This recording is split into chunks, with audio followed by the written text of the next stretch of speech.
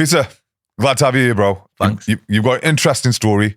I'm going to leave that for a bit later on. But first thing first, we are living in an age where there is a mental health problem within men, within women, within the West in general.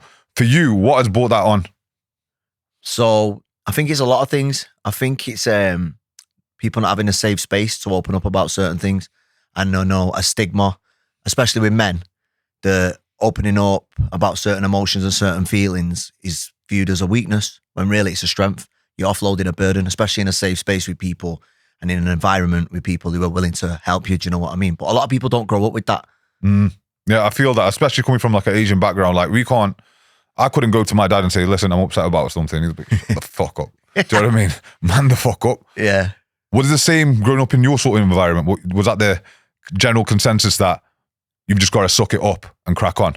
Yeah, because see now before social media took over, like I grew up before the internet was massive. I grew up before social media. So it was just like you only knew what you was exposed to. And all I was exposed to was people on the streets. And there's nobody on the street corners doing God knows what that are going to start talking about mental health. It wasn't even a thing. And I think now we're living in a society where everybody is like overdiagnosing themselves as soon as they feel a bit sad, like they're struggling with emotional intelligence, like they don't know the difference between just feeling sad for a minute and depression and anxiety. They're just quick to label themselves, giving themselves a route out of the personal development work, what they need, and then just crossing their arms and hoping things are going to get better. And I think like it's a bit of it's a tender subject really, because you know you can look at it from a couple of different perspectives. Yeah, I mean the whole labeling things.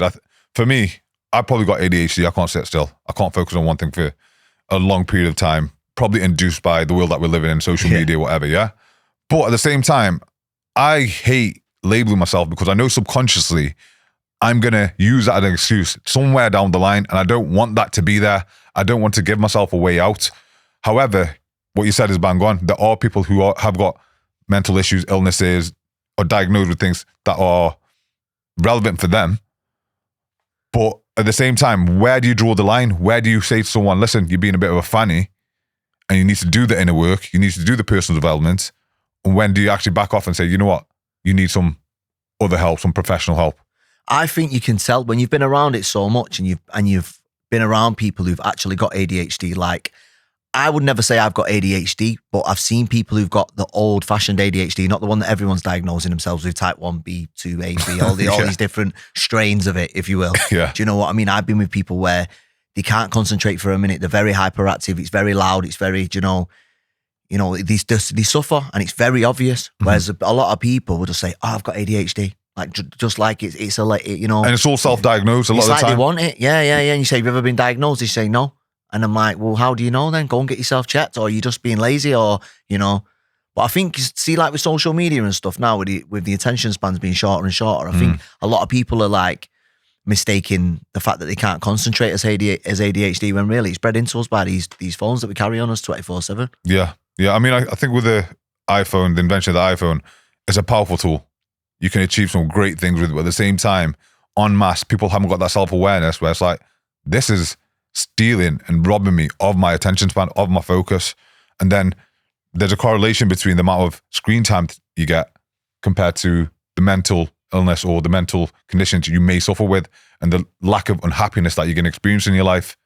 So I think being able to wean yourself off or limit your time on there is key, bro. Like I know people who jump up straight on the phone, get out of bed, straight on the phone, and then they wonder why they're unhappy because you're just looking at people's shit day in, day out. Everyone's winning. No one's having a bad day. Everyone's got fucking the perfect everything. And then it makes you think, yo, what am I fucking doing wrong? And it's induced by social media. Do you ever feel that way?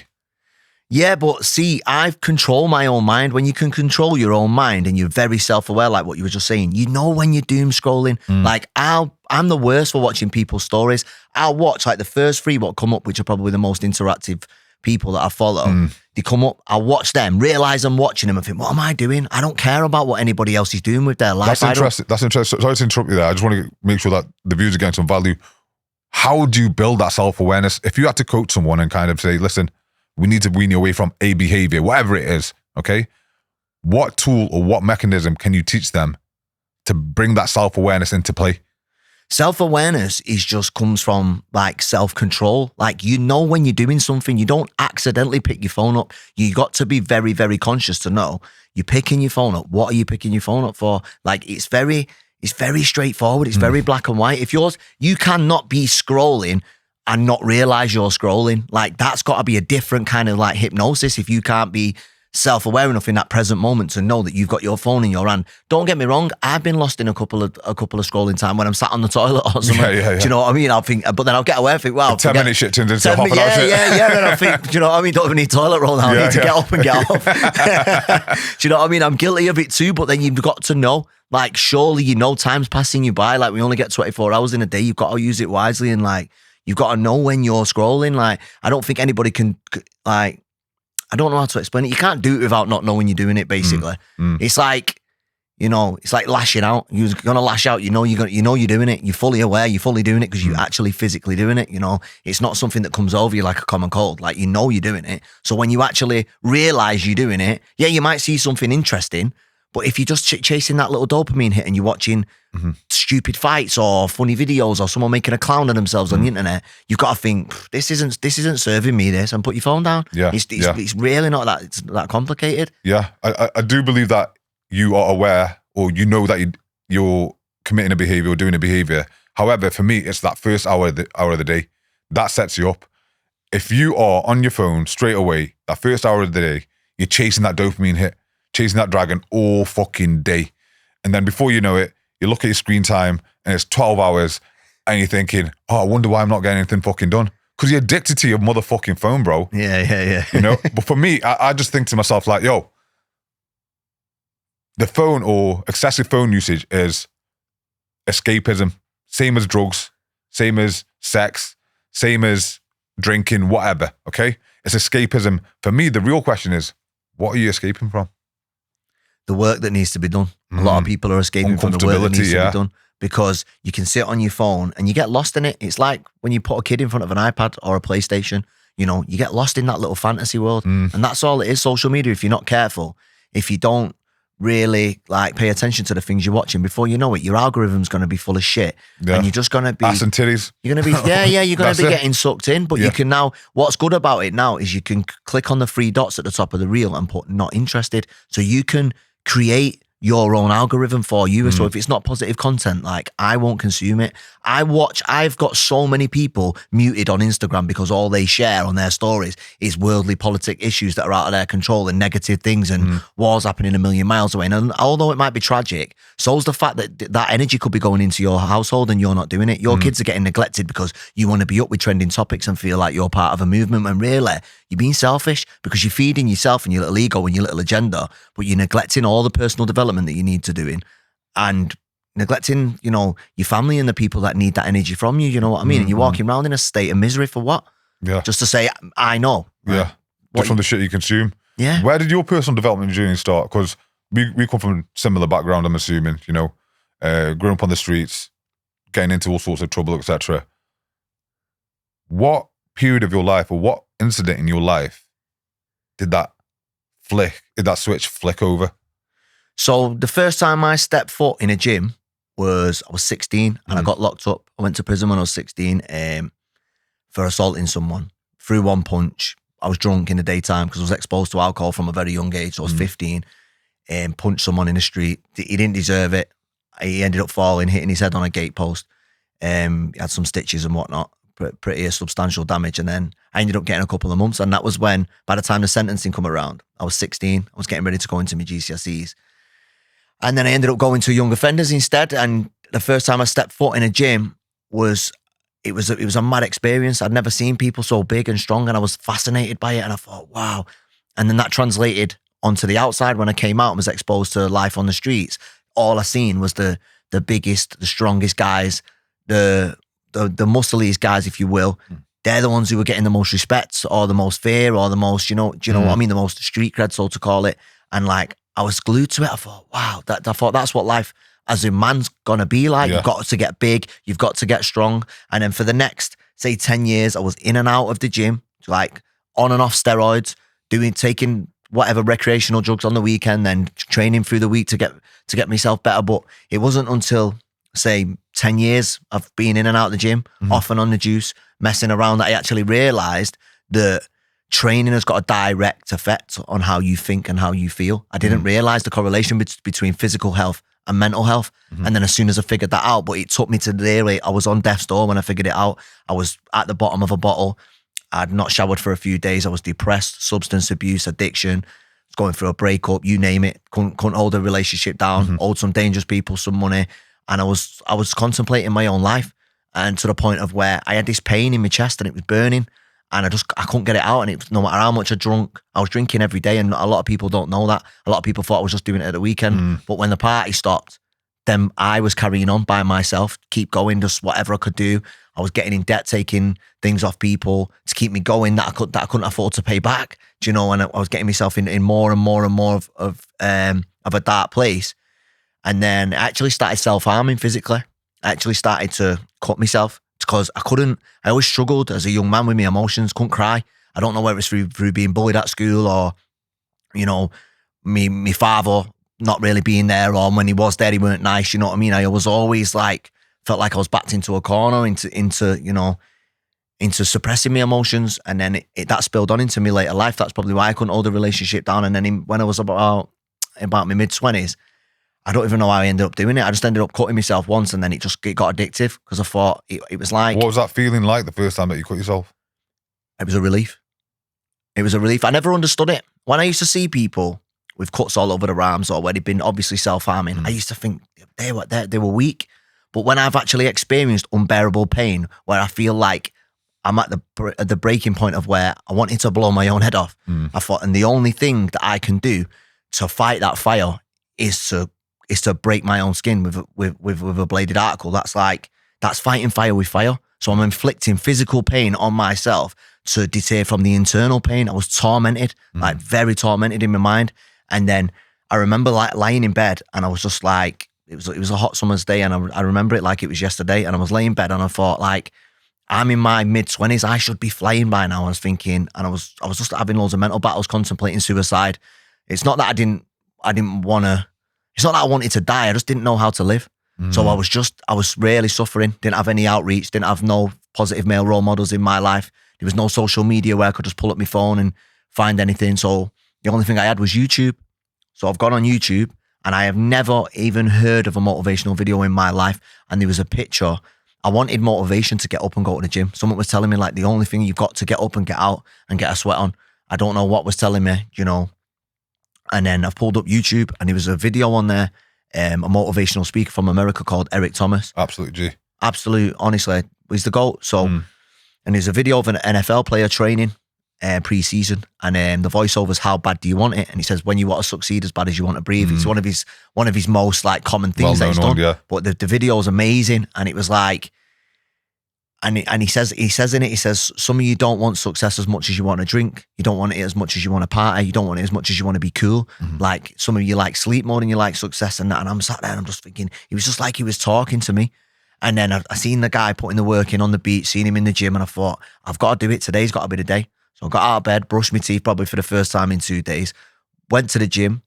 Granted, it was probably one of the worst workouts I've ever done, but I left feeling different that day. And I was exposed to the first time to motivational content and the correlation between physical health and mental health. And I was like, this is it. I'm on it. Don't get me wrong. It weren't all uphill from there. I still had my battles. I was still tormented. I was still dealing with suicidal thoughts. But from then on, I wasn't self-harming anymore. I had an out. I knew what I was doing. I was channeling it in the gym. And then I started to go proper psycho on the weights, put a load of size on a load of shape. I was physically strong. And then I started to get mentally strong then. And then obviously as time goes on, and you reach out and you speak to a lot more people and stuff. And now there is everyone talks about mental health like it's it's a question mark. But a lot of people, when you actually start speaking about it, you open up the doors for other people to do the same. Yeah. And when I'm speaking about other people who have been in situations like I've been in, been bullied as a child, been neglected, been abused, certain things like that, it's like you find your people, and then it's like, then you share what works with each other, and you build like a sort of sense of like me too, which gives you, especially as a young man, it gives you a lot of comfort going forward, you know, because when I was doing all that self-harming, when I was struggling, I thought it was just me. And the thought of going up to my friends and saying, look, I'm absolutely struggling. I've been drinking every day for weeks and I'm just not told you. X amount of money out for coke. I'm really in a bad way, and I'm contemplating blowing my own head off. I felt like would have been a laughing stock, but then I wasn't taking into consideration like how much of a laughing stock I was going to be with all these scars all over my arms and stuff. And you know, I was just in a whirlpool of like tormented thoughts and stuff, and struggling with alcoholism. When you put in those spirits and those substances in your body, you know, the mind altering as it is, the last thing you need is to be reflecting on childhood trauma and the fact that you've not really got any direction in your life too. Do you know what I mean? And it was mad. It was mad, bro. That was a very, very long-winded answer that as well. Yeah. I enjoyed it though. I thought, where am I going? Yeah. There's a lot to unpick there and unpack there. First thing that stands out to me is the power of words. Eric Thomas' words in that scenario got you the fuck up, got you to brush your teeth, and took you to the gym. Potentially saved my life. I'm not joking you, bro. Like that was like, honestly, like a breaking point. If you ever get to a point in life where you're struggling and you actually start questioning your own existence as a young man, and you're full of whatever substances, and you actually start thinking, you have those thoughts about taking your own life, like that is a dangerous place to be in. Yeah, for sure. But one thing that you also touched on there is accessing the mind through the body.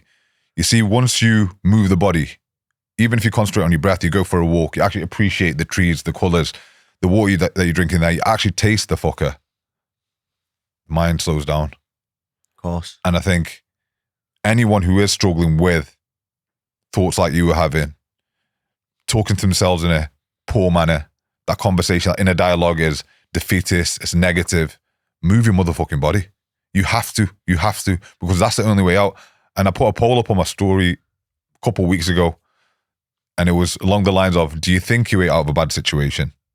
Or do you actually your way out of a bad situation? It was like 50-50. Most people think that you can think your way out of a bad scenario.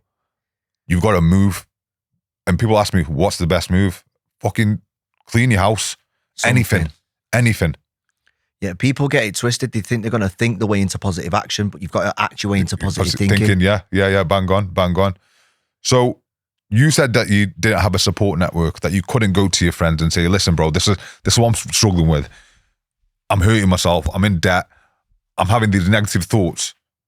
Did you ever find that support system? No. Really? No. So it took me a while. It took me at least a year doing this battle by myself to open up to like my best friend, but he was in jail at the time. He's like my brother. And he'd just not long been locked up, and he was doing quite a substantial amount of time. And it wasn't until he seen a scar on my arm on a visit, and he was like, "What's going on?" He knew straight away when he looked at me, and I said something, and he went, "I don't even want to talk about it." Like he was gutted, he was upset. Do you know what I mean? That it got that bad, because obviously when you see people like you know when you get to that sort of stage, and they weren't just little scratches, they was proper scars. You know what I mean? And it's like it must be hard to see somebody that you love destroying themselves, you know what I mean, and not coming to you and telling you. Like I say it to all my clients and all my people, I'd be more pissed off if you went too far and didn't tell me. Like I'm the one person you can come to, and if I find out you've been struggling in silence, or you've been self-harming, or you've been substance abuse when you could have come to me and sleep on me fucking floor, or just anything, I'll come and sleep on yours. You know, the bridge of communication's here, because I know the importance of not having it, because all I had around that time was friends all doing the wrong thing, encouraging the party at the weekend. You know, I was a product of my environment, and all that was a load of other people from broken homes and lack of direction and no real positive male role model. You know, we were all in the same boat. It's just that some of us have got childhood trauma that carries on into adult life that have not been addressed, and it's only a matter of time before the things that you run from catch up with you in life. And that's what happened to me. And while I'm trying to make sense of it myself, to then try and come and put it on the table in front of the boys, it was a no. I was really at the point of where I was contemplating my own life, because they were my options, and look the way I was going. Do you know what I mean? And if it wasn't for, like, most of my things that I've learned has come from YouTube. So YouTube was my support. Eric Thomas's voice was my support. Do you know what I mean? Like, I just used the tool, what was in my hand. I used to sit in bed scrolling with my hood up, like depressed as fuck. But when I actually used it for my advantage for that one time, it changed my life forever. How do you feel about knowing that sort of stuff can change someone's life and save them from the brink and bring them back to life? How do you feel about your content could potentially do the same for somebody else? How does that make you feel on a personal level? I know what it's like to be in the darkest depths, like I was just saying. And when people reach out to me and tell me that they was at that place, or I see people in public and they stop me. And not only that, when they look like us, bro, like I love helping people, but there's just something about a man that looks like us, that you know's got a checkered past, that you know's been through a struggle, and he goes out of his way to stop you, which takes a lot anyway in itself, to say, mate, you've got me out of a dark place. And it's like, honestly, it's a surreal feeling. No amount of money, no amount of client signups, no amount of accolades or followers on social media or whatever, no amount of blue ticks, no amount of praise or clout or anything or dopamine can ever replace that feeling of when a grown, big, strong-looking man comes up to you and says, mate, you kept me going in times of despair. That's God's work, that, bro. I say that time and time again, bro. Like, regardless of what my Stripe account was looking like that month, when I get that message where it's like, you've helped me turn things around, you've helped me change my life, my situation, that is the best feeling. And I think a lot of people think, yeah, he's just saying that. But unless you go out and you start to serve and you start to contribute to the community, to the world, and you experience that, you are going to think, yeah, he's full of shit, he is, you know?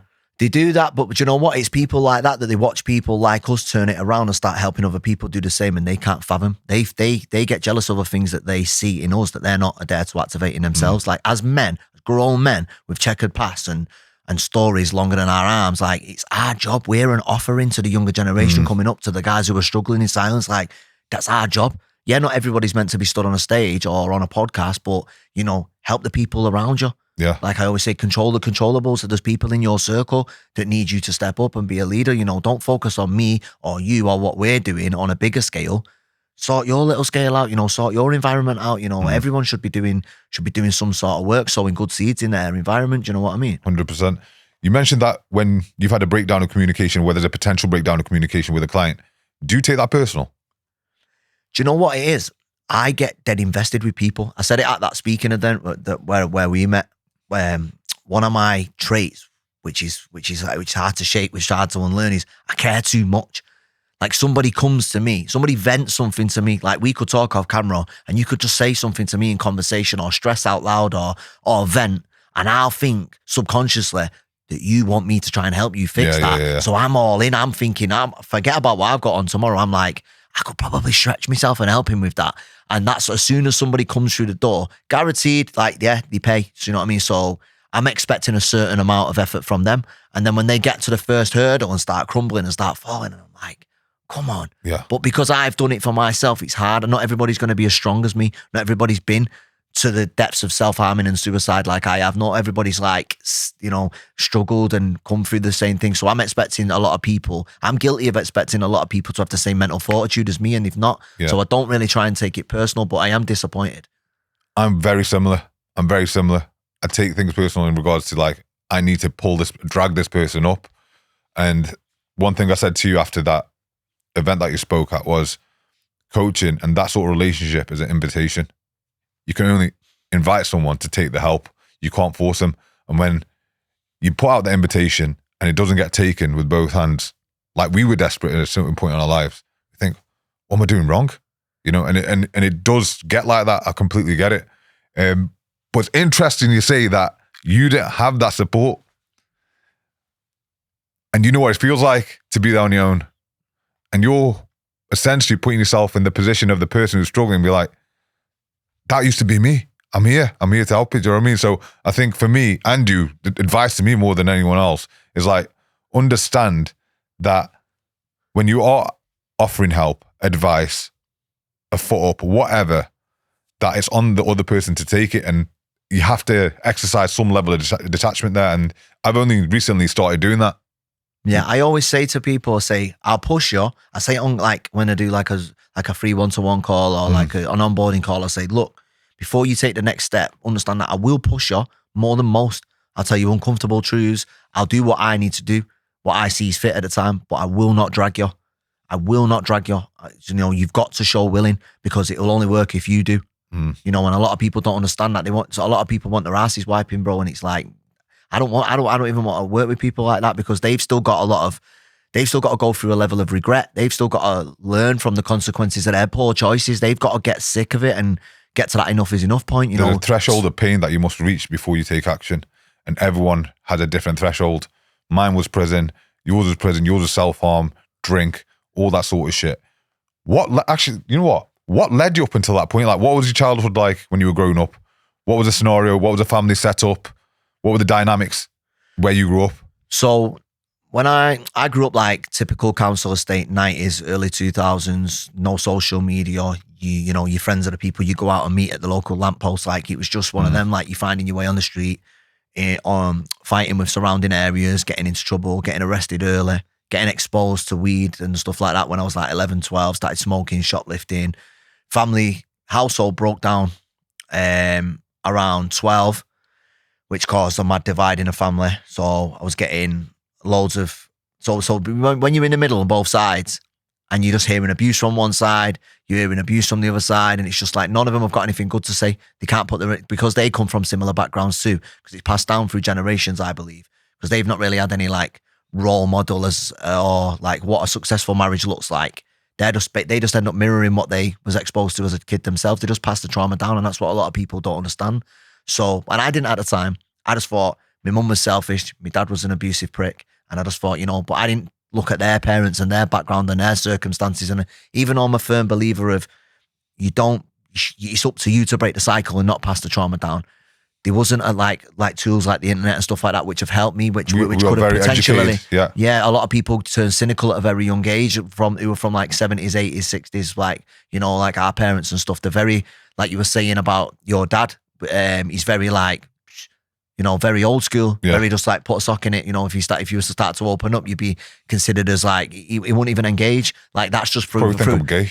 But this is what I'm saying, but that's because he's deep. That's what I'm saying, but that's because it's deep rooted in him from his parents. Imagine the things that he saw when he was your age growing up. You know what I mean? Like, you've got to understand it from their point of view. Yeah. That's how you stop and detach yourself from hating and holding grudges. That shows a level of maturity, because I've had this same thought probably the last month in regards to like, why is me and my dad never used to get on when in my mid-20s, didn't speak for about 5 years, and then started speaking just before I went to prison. And we're like best mates now. But now I look at my granddad's still with us, fortunately. He's 94, and he grew up in Indian-occupied Kashmir, got kicked out, booted out of there, walked to a place called Jilin, which was like hundreds of miles away, through the jungle. Okay, then he come to England, grafted, got called a Paki, for the majority of his time here, did something, do you know what I mean? Made something of himself. And then I've got to look at it from that point of view. And I think that only comes into place, especially, I can only speak from a man's point of view, is like when you hit a certain level in life and a certain maturity where you operate from a place of understanding instead of judgment. Because when I was younger, I was like, why are we broke? You know, why hasn't he, blaming. I didn't really step back. I probably didn't have the luxury to step back up until recently and think, he's just a bloke. Yeah. He's a bloke trying his best with the tools that he's got. Yeah, and imagine your granddad going through all that. He's going to have that everything's earned, nothing's given mentality. Like my dad was the same. My dad used to mission to school and like used to have to take 2 buses, walk, probably get on a few fights on the way. Like went through poverty as a child, through neglect. He was one of 4, and he was like, you know, and alcoholism was rife in the area and like through his family, and in like, you know, it would have affected him in a lot of ways. So I'm more understanding now. I went through like before recent years, like of my stages of blaming, looking, because now I know what wrong looks like. I'm like, how could you be a certain way? But then I just try and be understanding and detach myself from their ways. Once they're set in their ways, you can't change certain people. You know what I mean? So it's I don't know. It's different for everybody growing up, but you've got to always, instead of holding on to your parents and grudges and stuff like that and harboring the negativity, just assess it from a bird's eye view and think they didn't have the luxury of the internet. They didn't have the luxury of watching podcasts and educating themselves and detaching from negativity. They had to just survive in it. So, you know. I think one of the most freeing things for me was understanding that everyone's trying their best. Once you can operate from and see the world from that perspective, you get rid of that blame. And it actually empowers you, and you think, yeah, you know what? I can change my scenario. I can make sure this cycle doesn't happen again. And it brings in that self-awareness again. Drugs. How did you fall into drugs? What was the crack? What happened? So I started... A topic that I'm very fond of. Yeah, so I started... Anymore, Allegedly. So I got exposed to weed when I was young, when I was really young, like 11, 12, I started smoking. And to be honest, it was just something that everybody was doing. It used to knock me sick half the time. I was throwing up, like it weren't my memories of weed, like for the first few years, were just doing it just to fit in. Like I was just doing it because all my friends were doing it, saving up my dinner money and stealing my dinner money. Stealing my dinner from the canteen in school, saving up my dinner money, and we'd all put a pile of money in at the weekend and we'd get as much alcohol and weed as we could get. We're talking like 13, 14 years old at this point. Put a big pot together, get as much alcohol and as much weed as we can get, and just get a rat house in the park. Get absolutely fucking sideways, mate, when we barely had a fully functioning brain. Do you know what I mean? And it was mad. And then that was just like, we was living for the weekend from a very early age. From like 14, I was always like excited for the weekend. And then that just spilled on into my adult life. And then after going to prison at 16, I got out, I got exposed to ecstasy and cocaine and things like that. And I was never really a fan of cocaine, and like it was ecstasy and stuff. We used to love them when I was younger. We was eating pills at a young age before we was even old enough to drive or buy alcohol. We was eating pills and running around on the streets. There was no parties for us to go to because we were all little reprobates. No one would have let us in your house because we would have terrorized it. We were out on the streets all night, like staying out all night, taking drugs and drinking and smoking and doing whatever with just no direction and no leadership. And there was a few little things in the area like what they called youth clubs and stuff like that. But we just get kicked out all the time because we turn up stinking of weed, terrorizing the people who owned it. Like we had no manners and no respect because we didn't see it anywhere. Do you know what I mean? We just thought like we were just rebellious little kids who got exposed to weed very early. But it becomes very addictive as well when you're a kid and you think like the popular kids, the ones who's always got weed to smoke and this and that. Like you don't want to be the guy who's always like scrounging. So you're doing things to fund the habit. It was a habit basically. You know, so yeah. And then in terms of dealing, selling, what was the transition there? What was that like? You just get a bit together. So I was always a thief. I was a bad little thief. So we used to like when we were kids, we just used to. I think the first time I got arrested was for shoplifting when I was like 12. I'm exactly the same. Like it just. What were you nicking?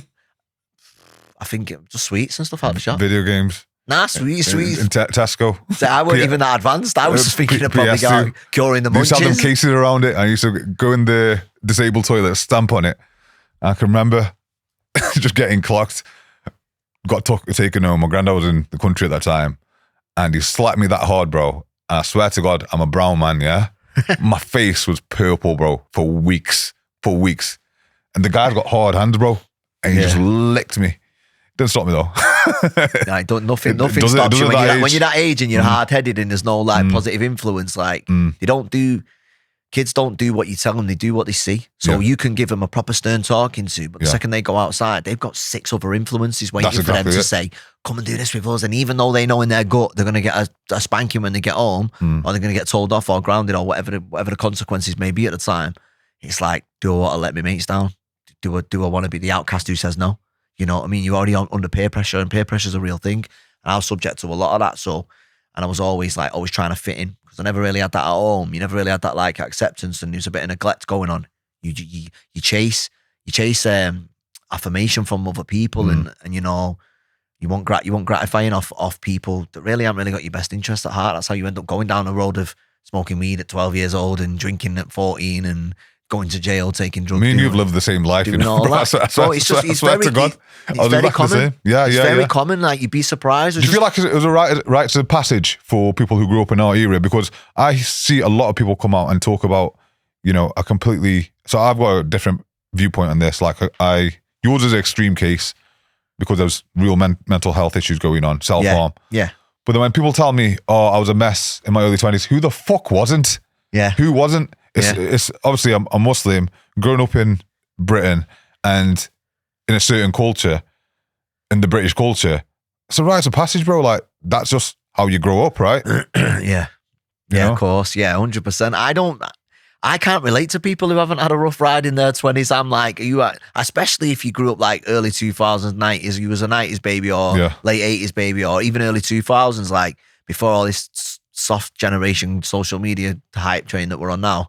Like before all that, if you hadn't had a few years where you was absolutely unhinged, like I can't connect to you. I just can't relate to you. Like everybody's got a dark side, and I think like people like us as well. That's why we connect straight away, because it's like an unwritten rule. It's like an unsaid thing. Like, you just look and you think, he's been through the business, and you just gel. I've got so many connections just off like just sight, handshake, boom, and there's no like Me Too conversation. It takes one to know one, innit? Yeah. Just like real recognize real, they say, don't they? So that's all it is. 100%. Yeah.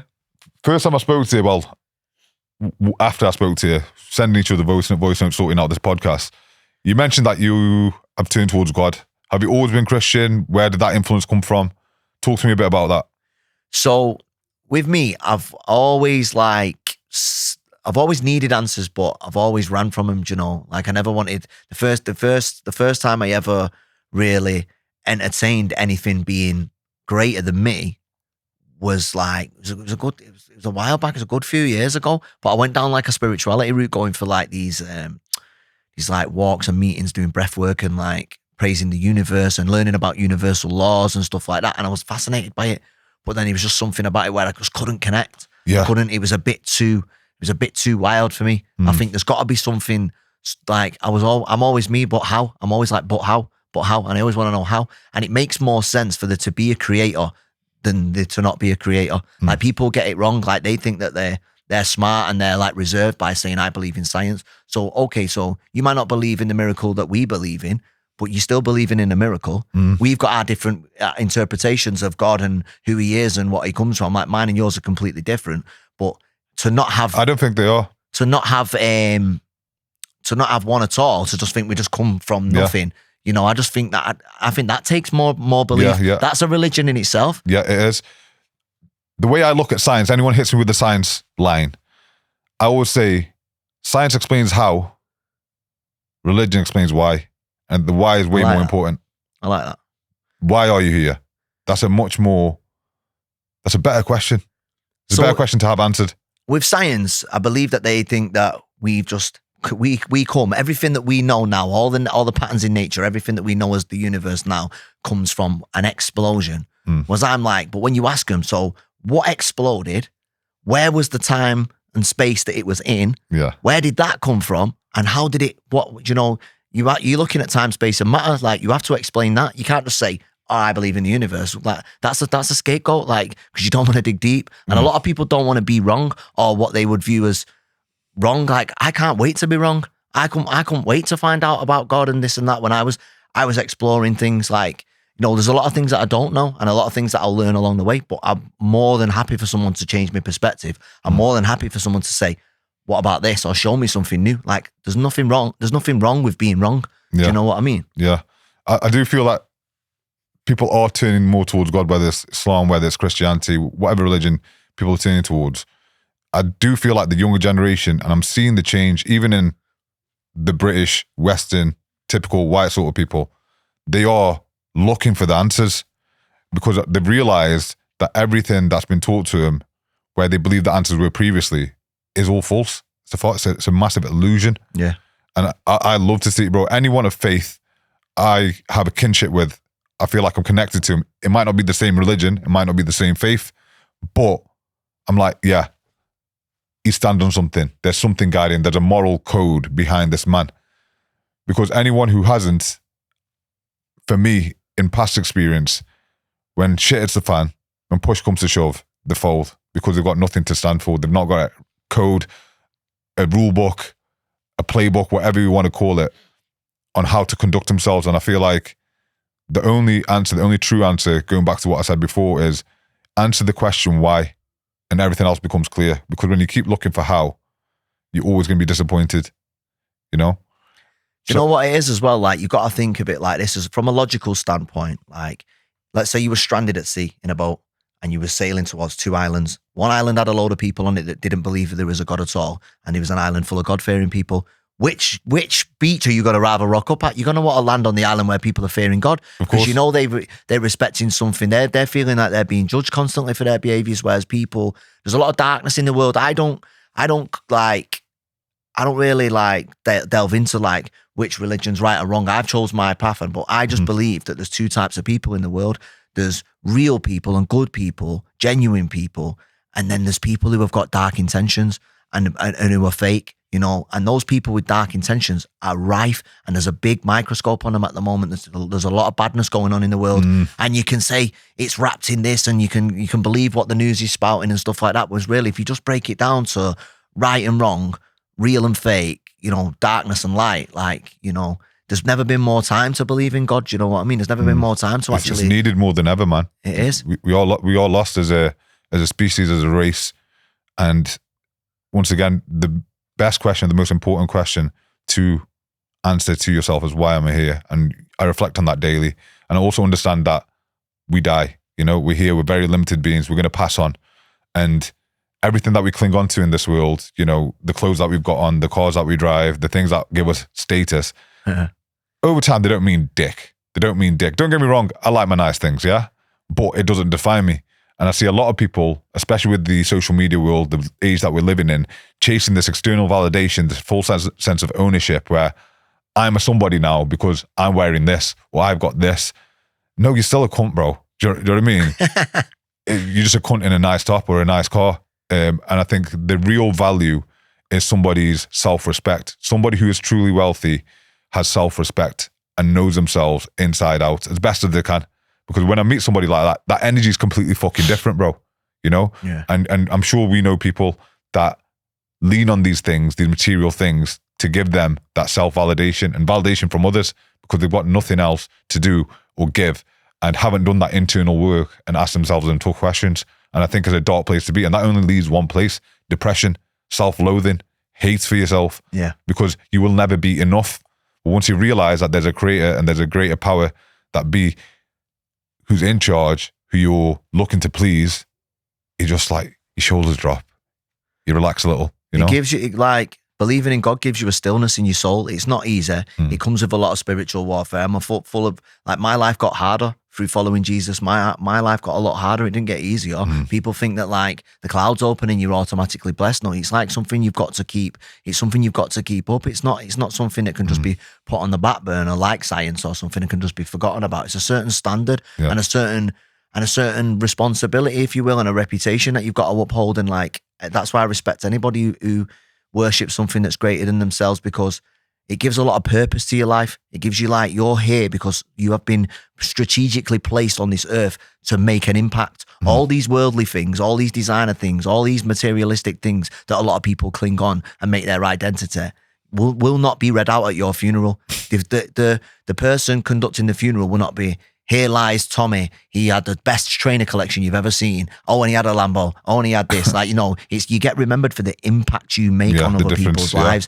the difference you make while you are here. And that's where purpose and stuff comes from. It comes from above. Like, it's been given to us. You know, the path's already been laid out. We've just got to walk it. And, like, getting distracted by these materialistic things and, like, these worldly things, they're put there as temptation on purpose to get you off course and get you off your purpose. Do you know what I mean? Yeah.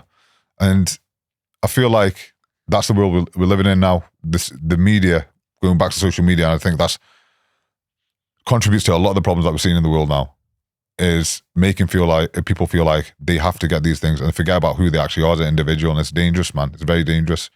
I spoke to you earlier, whilst we were waiting, about something that you're working on at the moment. It's a course which helps people with relationships in this day and age. I don't really delve into that sort of stuff with my clients, okay? I'll touch on it, but it's not something that I feel like I'm comfortable. However, you are comfortable talking about that sort of stuff, coaching people through that sort of stuff. So if you had to pick one or two key areas and reasons for relationship breakdown, what would you say they are? Communication and accountability. Those two are always lacking in relationships. There's always one trying to blame another, and there's always not a lot of speaking going on. You know, people need to communicate more. Uncomfortable truths.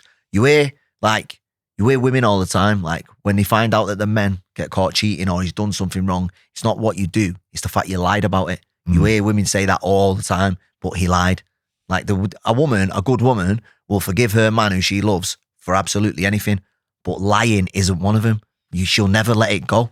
The trust will never be there. And that's coming from someone who's broke trust a lot of times. It's took me a lot of times, like, I'm in a loving relationship now, like, I couldn't be happier, but it's took me a lot of heartache and a lot of pain and screwing a lot of people over and being dishonest and being a cheater and being a liar and entertaining the opposite sex when I've got somebody at home who's devoted to me, do you know, and not communicating and just expecting them to just know because it's me and because I buy this and I've done this and I paid for dinner on the weekend, like thinking that the wrong things made me a man. And it took a lot of time, a lot of solitude and a lot of pulling back and defeating things like lust and spending a lot of time by myself and staying in and going celibate for 8 months and, you know, just, you know, proper like learning about me to actually get myself in a position where I've got knowledge now on what not to do, not what to do. I can give you certain pointers, but everybody's different.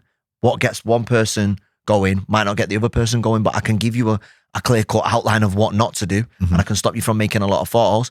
And I am going to put something in place where I am going to try and help a lot of people, especially a lot of men, because with the way everything's going in the world now, like marriage rates are going down, like the family unit, the family household, it's becoming more of a myth. Like I love to see people in relationships and in love and stuff like that. I don't really associate with single lads anymore because they only want to do one thing. Single women, like, there's, you know, alarm bells are going off. Do you know what I mean? Like single people for me, like unless they're on a personal development journey, then I don't really want to entertain them. I don't really want to, unless they want to come to me for coaching and they want help. I'm excited when someone comes to me and they've not been tied down and they've not had any kids and they just want to sort themselves out and they want to go through the healing process, especially when it's a woman. I think, you know what, props to you, because a lot of people go from person to person to person to person. And I did that for well over a decade. And all I was doing was getting away from the work that needed to be done. And in that time, I was lying, I was cheating, I was abusing substances, drinking all the time, going missing on a weekend, was always apologetic, wasn't being a real man, wasn't taking accountability for my wrongdoings. And that's one thing that I do teach, accountability and like communication and stuff like that. Why do men cheat? Because he can't control the sexual desires. And, you know, that's why I struggled with lust. I struggled with lust. That was before I even knew about lusting being a sin and what it teaches in the Bible about lusting over people and adultery and stuff like that. I didn't understand it. I just knew it felt wrong. And going around, I don't care what anybody says, going around, sleeping around with different women every single weekend does not fill a void. It doesn't make you more of a man. It just means you're accessible to anyone. And if you're accessible to anyone, how can you expect someone to come into your life and treat you like the prize? Because you're not a prize, you're a free sample. You're giving yourself out every single weekend to whoever will get a few drinks down your neck. Like, that's not what a man's being about. That's not what a man's about. That's not what a king's about. Do you know what I mean? Like, you know, I feel like, I don't know. I think people need to really detach from sex as a whole. That's why I think Pornhub and things like that's rife. Yeah. Because people are manipulated by their sexual desires, and where you have to really look inwardly and be like, can I really be tossed and driven off a few naked pictures? Can I really be really locked in and devoted to watching videos or chasing skirt or spending my resources trying to get people into bed for 5 minutes, 10 minutes, however long you last in meaningless sex? Like there's more to life than that. Yeah. It comes back down to what we're consuming nowadays. The diet that we consume obviously consists of the things that we watch. And with porn being so easily accessible this day and age, it gives people especially men, because it's predominantly men who watch porn, a full sense of what a real relation, it actually gives them a diluted version of what real relationship looks like. And they expect that sort of shit because you're watching it all the time. And then you're expecting every single relationship that you get into, if you want to even call it that, to be transactional and to fulfill that sort of thing. And then on top of that, when you're seeing other couples having the perfect holiday, this, that, the other, you feel like shit. And that's why you will hop and hop and hop and hop and look for the next best thing. But as the old saying, you know, the grass is greener where you water it. Yeah. And they don't stop to think, okay, I've got a good woman, I've got a good person here, and I'm going to build with this person. Yeah, it's not going to be hunky-dory all the fucking time. Yes, there's going to be arguments and disagreements, but it's about working through that. And I think when it's a man and a woman, it's easy to go your separate ways, you know? Whereas if you're with your mate, with your mucker, you can say, listen, bro, you disrespected me. I wasn't happy how you spoke to me in that situation. And you resolve it in that manner. But there's a disparity between how men and women treat each other. What about the other side? What about the flip side? What do you see with women that we spoke about how men kind of fuck up. Where do you feel like women fuck up?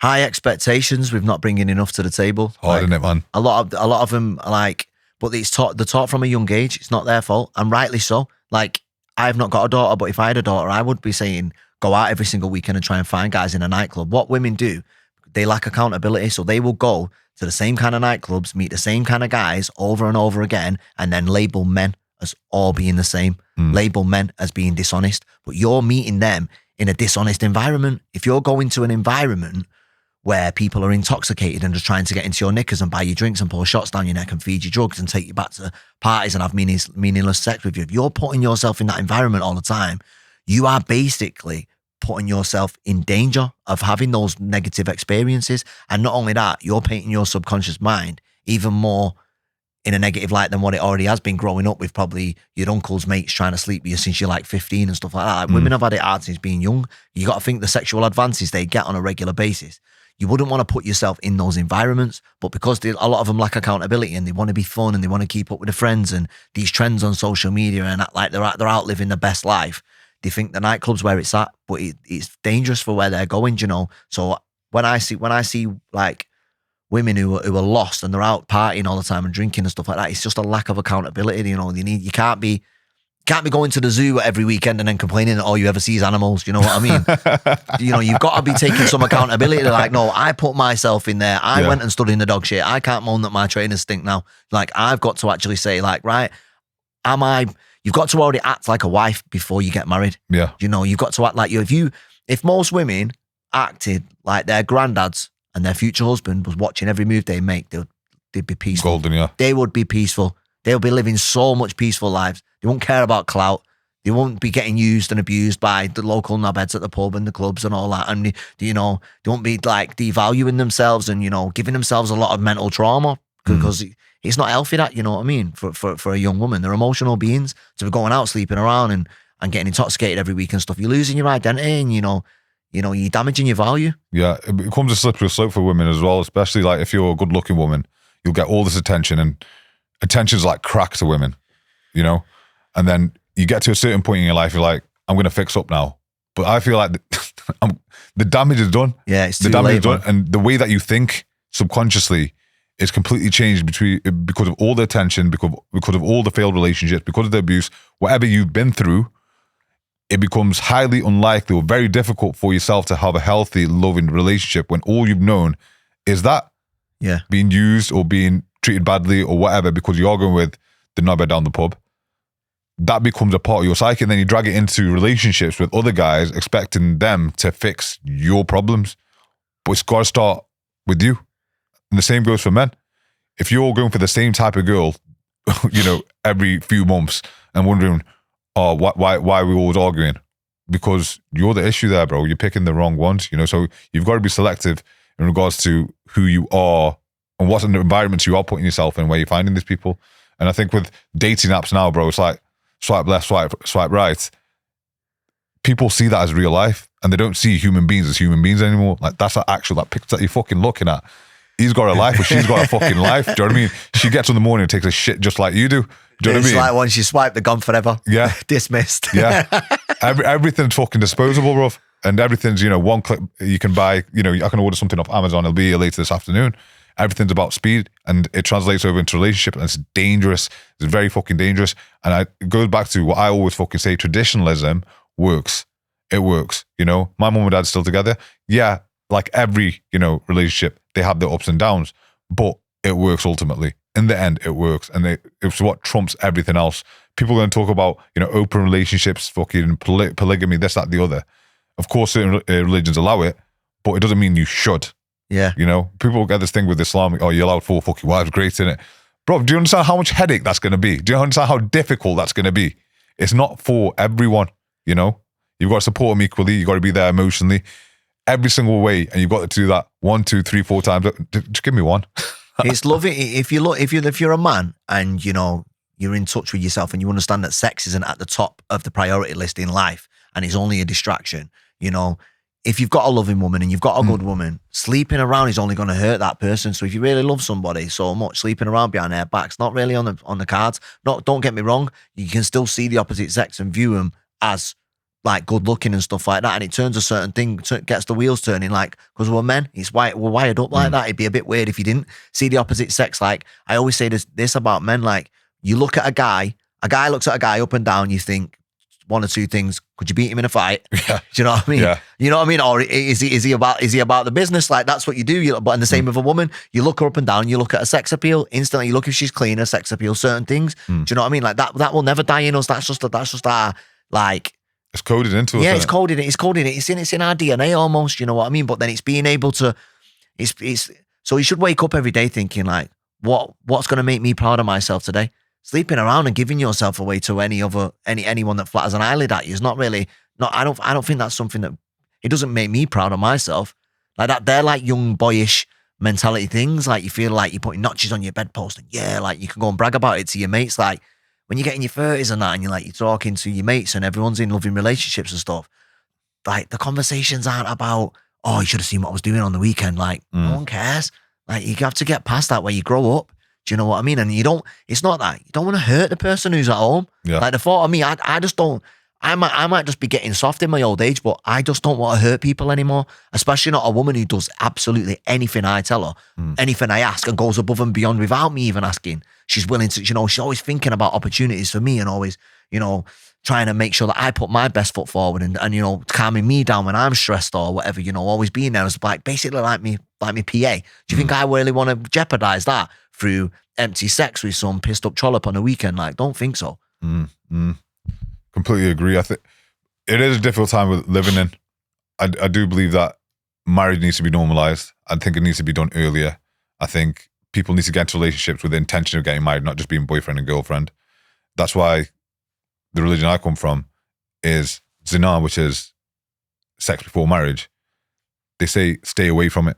They don't say don't indulge in it. Stay away from it. Any sort of sign. That's why we have segregated sort of, if there's a party or if there's a wedding or if there's the mosque, we're segregated because eyes lock. You have the thoughts. The connection, yeah. Those natural coded things in men, do you know what I mean? So it's like stay away from that at all costs, because that temptation comes in, and then you have them thoughts thinking, she's all right, isn't she? Oh, she's looking at me. She's looking at me, bro. Yeah, that starts happening. It's only natural, from both sides. We're both wired a certain way. For yourself, in terms of what you do, your mission, the impact that you want to have, if you had to define it in terms of number of lives helped and to which extent, what would that be? So I feel like I was talking before about, so my purpose in this life is to make as much impact as possible. How do I do that? I reflect on my life when I needed impact the most. Mm-hmm. So I need to create that man that I needed when I was at my darkest depths and give that person to everybody else. How do you do that? You do that through social media, through free content. So if you want to talk about lives changed, we're in the thousands, hundreds of thousands. If you add up all the views, you add up all the comments, all the messages, all the random people that stop me in the street, we're in the thousands, 100%. But then in terms of I don't know, because I think your mission and your purpose, they're kind of similar. Like my mission is just to keep going, to keep changing as many lives until God decides that my time on this earth's up, until he says, right, you've done enough, or whenever that time may be. I don't want the priest in the church lying about me. I've been to funerals when people in the church, when they're talking about someone in the coffin, and I'm thinking, you didn't even know. You weren't like that. Do you know what I mean? They're telling blatant lies about, here lies this absolute blessing. And I'm thinking, he was a little demon. You know what I mean? But I don't know. I just want to leave a good positive impact and be that man that I needed when I was younger and I was struggling, and give that person to as many people as I can.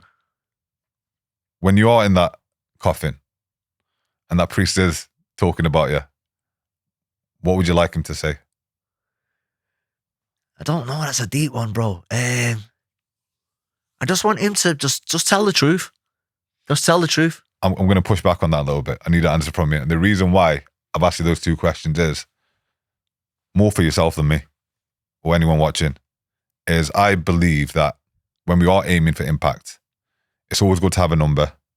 It's always good to have an extent to which you help the person. And you must have watched that interview that Tony Robbins did with Hormozy. And when I heard Tony Robbins talk about, I'm going to feed 1 billion people. Wow. Right.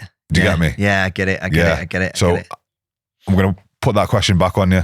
Right, I get it now. What's the mission? Give me a number, and to what extent?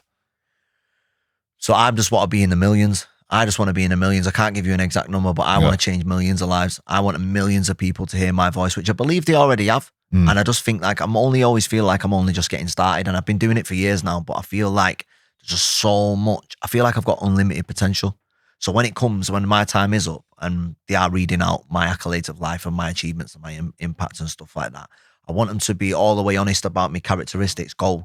Take him on a journey, say he was broken, he was imperfect, he was a sinner, he didn't die a perfect man, he made his mistakes, but he helped thousands of lives, he saved lives, he put himself out on offer, use my story as a testimony for other men, inspire everybody in the room. Don't just talk about how much of a blessing that was. Say that I was broken, say that I was imperfect, say that I made a lot of mistakes and I was a sinner, but I actually helped other people and I shown vulnerability and I created space for other men and other women to do the exact same thing, Yeah.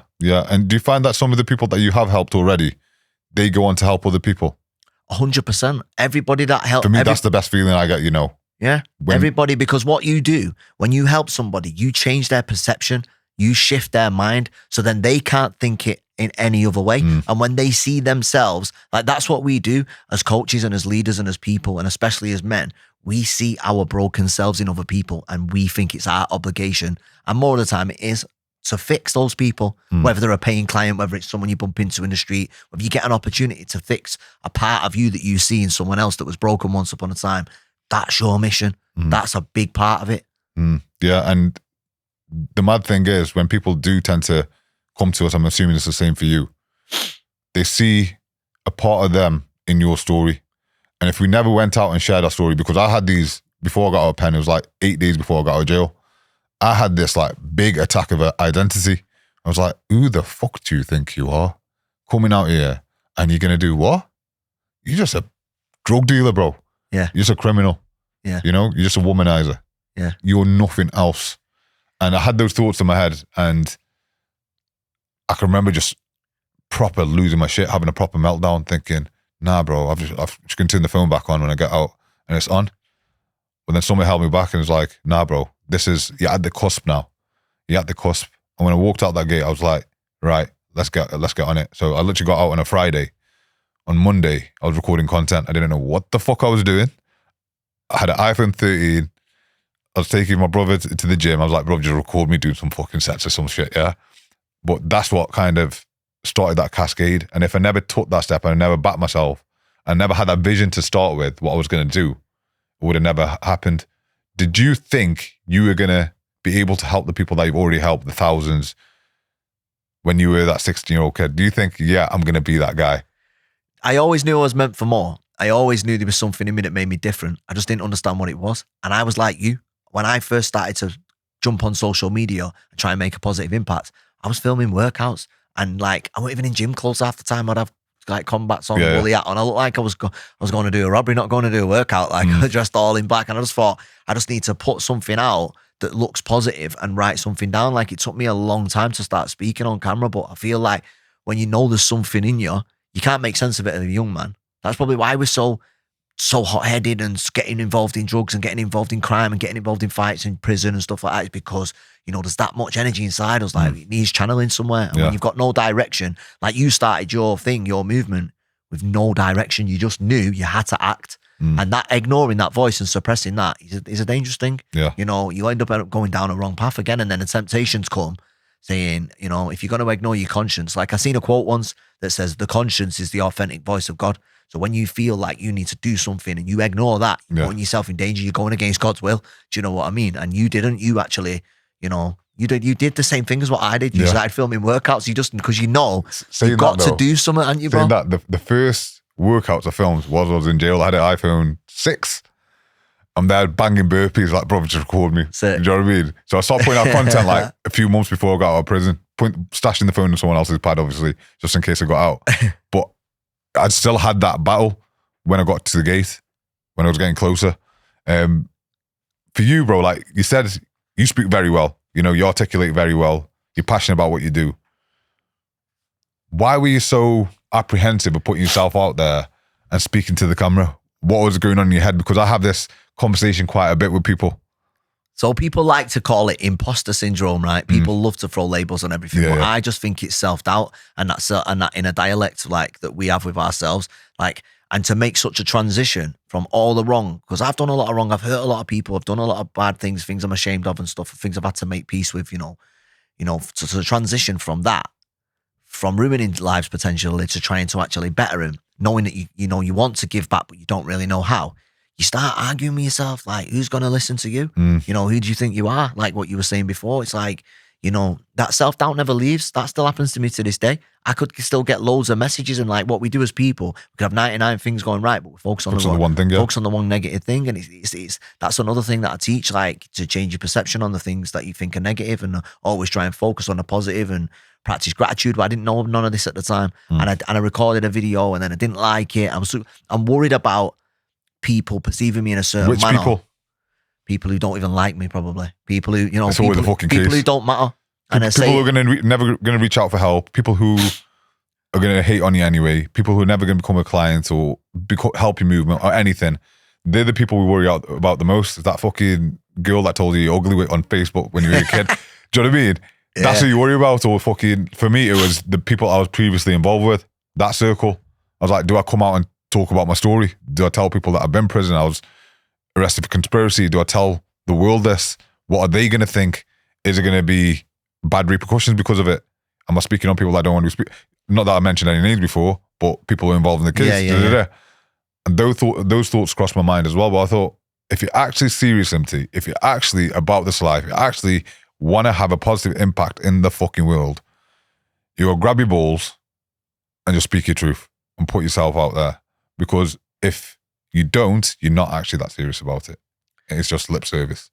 I feel like for you to not speak about what you've been through, that makes you more selfish than actually doing it. Yeah. Like, yeah, you're going to rub a few people up the wrong way. That's fine. I've not really got much family, but I've had people unfollow me. I've had people who have done everything for, bend over backwards for, distance themselves from me because my growth is reminding them that they're staying the exact same. So it's intimidating to a lot of people. Yeah. You got to understand, like, for you worrying about how you're going to feel when they've seen you in a negative light, then that's selfish because it's all me, my, I feel. It's all selfish, and that's no way to live.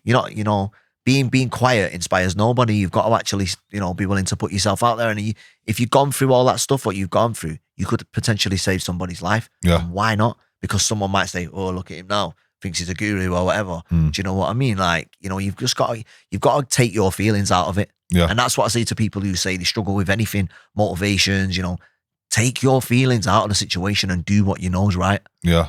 Because feelings are inconsistent. They're false a lot of the time. They're temporary. That's it. And it's like the fucking weather. It changes, You could get up tomorrow, have the same life that you've got now, and you could feel like absolute shit. And then you can get up this day after, have the same life, and feel absolute fucking brilliant.